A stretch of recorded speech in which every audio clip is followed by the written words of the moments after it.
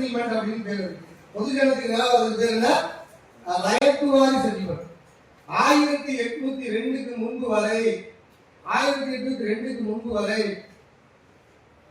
நிலத்தின் மீது பொதுஜனங்களுக்கு உரிமை கிடையாது. அவர்களுக்கு குத்தகை உரிமை தான் இருந்தது.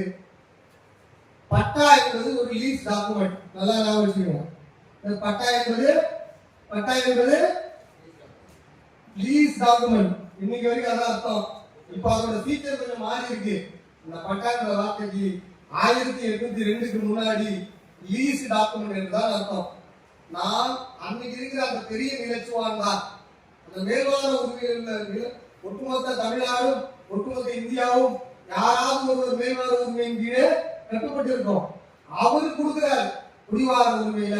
இப்ப எப்படி ஒரு மீனவன் படகு வைத்திருக்கிறான், படகேறி போய் விவசாயம் விவசாயம் பண்ணிட்டு திரும்பி வந்துடும். ரைட்டுங்களா? உழைக்கிறா மீன் எடுத்துருவான். ரைட்டுங்களா?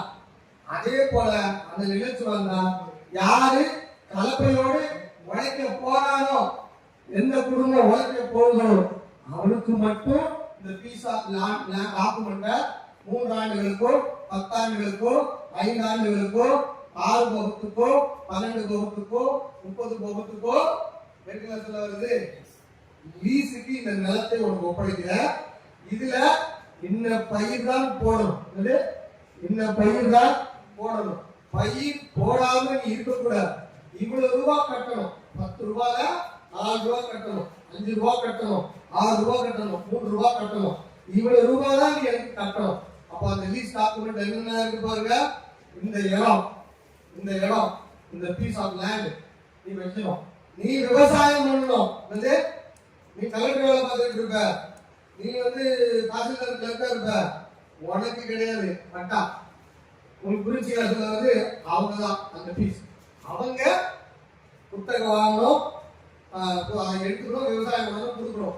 விவசாயம் பண்ணல ராஜினாமா பண்ணணும். விவசாயம் பண்ணலன்னா பட்டா ராஜினாமா. பேருது பட்டா ராஜினாமா. விவசாயம் பண்ணலன்னா உடனே அடுத்து மாற்றி கொடுப்பாரு. நிலத்தை சும்மா போட்டெல்லாம் வச்சுக்க முடியாது. அன்னைக்கு நிலம் தான் இருக்கும்.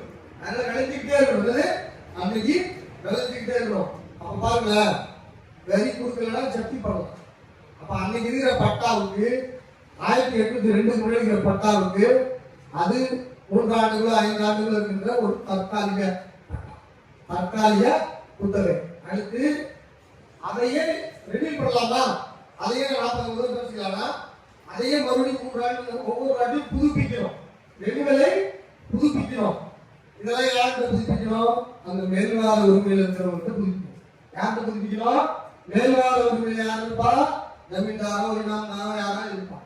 அப்ப அந்த ஜமீன்தார் இனாம்தார் தான் அரசு அதிகாரத்துல காரியம் பண்ணிட்டு இருப்பான். அரச நிர்வாகம் பண்ணிட்டு இருப்பான். அவங்க பொதுஜனம் அல்ல, அவங்க காரியம் பண்ணிட்டு இருப்பான். அவங்க மருத்துவம் பார்ப்பாரு ராஜாவுக்கு. அவருக்கு சாப்பாடு வேணும்ல, அப்ப அவருக்கு மேல்வார உரிமையில 2 கிராமத்துக்கு கொடுத்துருப்பான். அந்த கிராமத்தை அவருக்கு கீழே இருக்கிறவங்க கிட்ட குடிவார உரிமையில எஸ்டேட்டை பார்த்துக்க சொல்லி ஆளை கொடுத்து வேலை செய்வான். அவரு குடிவார உரிமையில இருக்கிறவரு அவர் தலைக்கு அடிமையில வச்சுக்கிட்டு அவரு பார்ப்பான். இப்படிதான் அந்த ஸ்லாப் தமிழ்நாடு முழுக்க நீ எங்க வேணாலும் எழுதி போங்க. இந்த ஸ்லாப் அப்படியே நீங்க பார்க்கலாம். இன்னைக்கு எஸ்சிஎம் எம்பிசி செக்டார்ல இருக்கிற பீப்புள் எல்லாம் குடிவார உரிமையில இருந்திருப்பாங்க. அந்த கிராமத்துக்கு கொத்தா மக்கள் இருப்பாங்கல்ல, நான் சொல்லுவாங்க. இவங்க எல்லாரும் யார் அப்படின்னா குடிவார உரிமையில இந்த நில நிர்வாகத்துல இப்படி இந்த ஜாதி ஆக்கப்பட்டவங்க. நிறைய பேர் ஜாதிக்கு வர்ணத்துக்கு பேசிட்டு இருக்காங்க. யார் பார்வையில நிர்வாகம் நில நிர்வாகம் தான். யார் பார்வையில ரியல் எஸ்டேட் தான். அன்னைக்கே ரியல் எஸ்டேட் பண்ணுங்க. எல்லா அதிகாரியும் எல்லா நிலத்து வாங்கினாரும் லேண்ட் மூலமா ஈல்டிங் எடுத்துக்கா. அது ஒரு எஸ்டேட் வியாபாரம். இன்னைக்கு இருக்கிற நாட்டோட சட்டமும் எல்லாம் ரோடு பெருசா போடுறீங்கன்னா இந்தியாவில் பெரிய லேவுல பெரிய ரோடு போடுறீங்க. பெரிய பெரிய 8 வழி பாதை போறீங்க, 6 வழி பாதை போறீங்கன்னா எஸ்டேட் நிர்வாகம் தான் காலகாலமா நடக்குது. நாட்டு நிர்வாகம் நடக்கல. அதுல அந்த எஸ்டேட்ல நீ வேலை பார்த்த பொது ஜனமா இருக்கிறதுனால உனக்கு தங்க இடமும் இருக்கிற இடமும் கொடுக்கணும் கொடுக்குறாங்க. அப்ப நீங்க புரிஞ்சுக்கோங்க, இது உங்களுக்காக நாடு காலகாலமா இல்ல. இது ஏன் பாருங்க, ரைட்டா? ரியல் எஸ்டேட் நடந்து எஸ்டேட் வியாபாரம் பண்ணுவதற்கு, நிலத்தை நிர்வாகம் பண்ணுவதற்கு, நிலம் மூலமா வருமானத்தை நிர்வாகம் பண்ணுவதற்கு, மக்களை எங்க போய் வேலை செய்ய வைக்கணுமோ அவங்களுக்கு நிலம் கொடுத்து கம்யூனிட்டி பிரிச்சு வச்சிருக்கிறாங்க. நில நிர்வாகமும் கம்யூனிட்டி நிர்வாகமும் எல்லாம் ஒண்ணுதான். சாதி பிரிக்கப்பட்டது, கம்யூனிட்டி பிரிக்கப்பட்டது எல்லாம் நில நிர்வாகத்தின் அடிப்படையில் தான் அப்படின்னு நான் சொல்ல வரேன். இன்னைக்கு நான் உதாரணத்துக்கு சொல்றேன். நிறைய பேர் கேட்பா, மாடு தின்னாத உழைக்கும் வர்க்கமா இருக்கிறான்னு வச்சுக்கோங்களேன். அவங்கெல்லாம் வந்து ஐயர்கள் மேல்வாழ் உரிமையில் இருக்கிற காடுகளில் வேலை பார்த்தவர்கள். ஐயர்கள் மேல்வாழ் உரிமையில் இருக்கிற கிராமங்களில் வேலை பார்த்தவங்க மாடு தின்னாத உழைக்கும் மக்கள். மாடு தின்கிற உழைக்கும் மக்கள் அதாவது முதலியார்கள், அதாவது வடப்பகுதி சோழ பிள்ளைகளா முதலியார்கள் இருக்கின்ற நிலைச்சு வாழ்ந்தவர்களாக இருப்பாங்க. அதெல்லாம் இருப்பாங்க. இப்படிதான் இருக்கு, இப்படிதான் இந்த நிர்வாகம் இருக்கிறது.